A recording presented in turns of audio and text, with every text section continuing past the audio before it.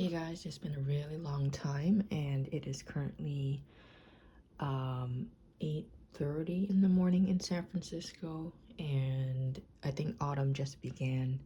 So I wanted to do a little bit of an update with all my plants.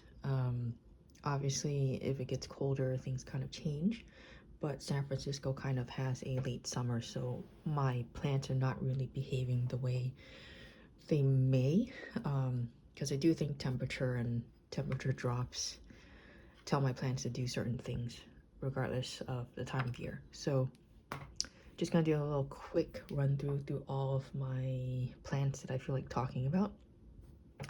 Jukai is doing nothing as usual. It's very slow growing. My variegated Setsuzan, lots and lots of leaves.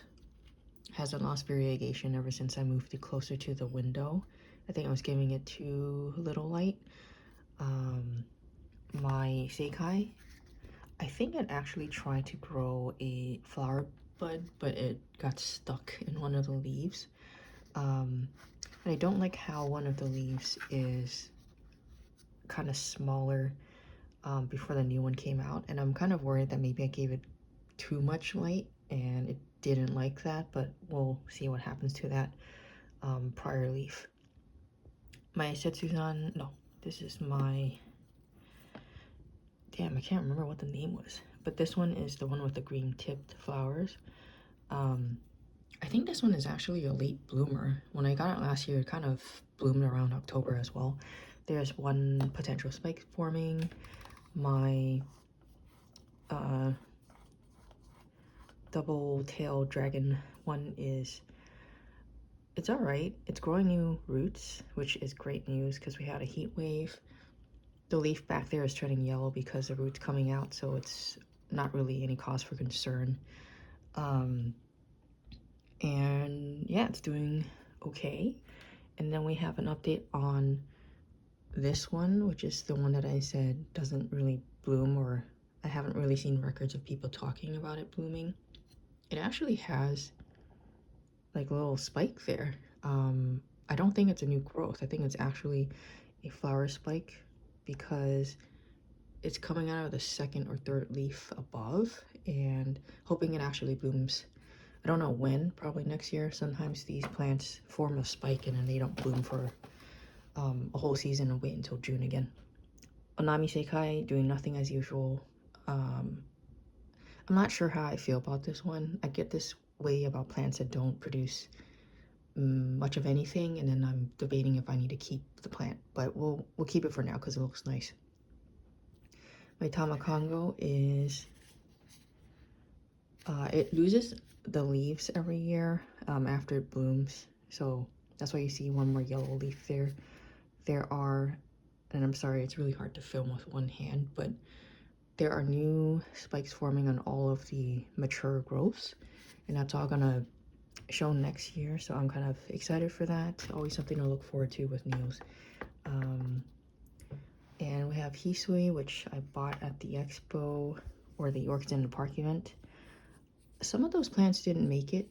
I'm gonna be more careful about buying plants from events, just because I feel like they're not as established and that's why they cost less, which is kind of obvious, but you're also able to find plants that are harder to find online, so it's kind of a trade-off.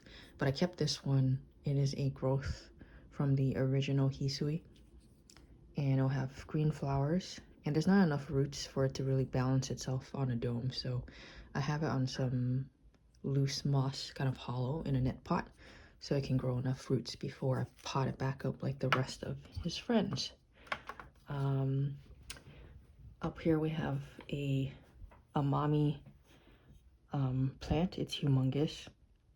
It lost all its inner roots that was submerged in bark when it came, so when I moved it to moss, it's kind of adapting now. I'm not gonna take it out of the pot, but it has colored, I think it's pink or magenta roots. And here we have, what's this one? Shutenu. This is the purpley flower.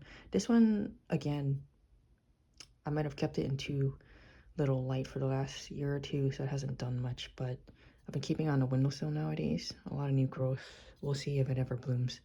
I don't like how each growth is literally only like 4 leaves, and it keeps putting out new growths, but it's not developing more leaves. Or maybe it is, and I'm just impatient, so we'll wait for that. We're gonna move over here. That's my African violet. As you can see, I got into African violets while I was gone, but we'll get into that. This is my Rhizon Tamba. This one, I put too much moss, so I started removing some. My environment does not allow for those domes, like heavy domes of moss where it's really uniform. I have to strip away after some time when I see some roots rotting and it's not drying as fast as it should be. And then here was a pleasant surprise yesterday. We have a spike, so we'll see how that turns out. This one just growing new roots. And here's my random caudex plant. His name is Little Tony because the owner of the shop was named Anthony, and he has a new growth. I might make a separate video on this plant actually. There's not a lot of not too much information on these, but I've had him for at least 3 years now, I think. So yeah, that's it. That is my Saturday morning video, and I'll just finish my tea. Bye.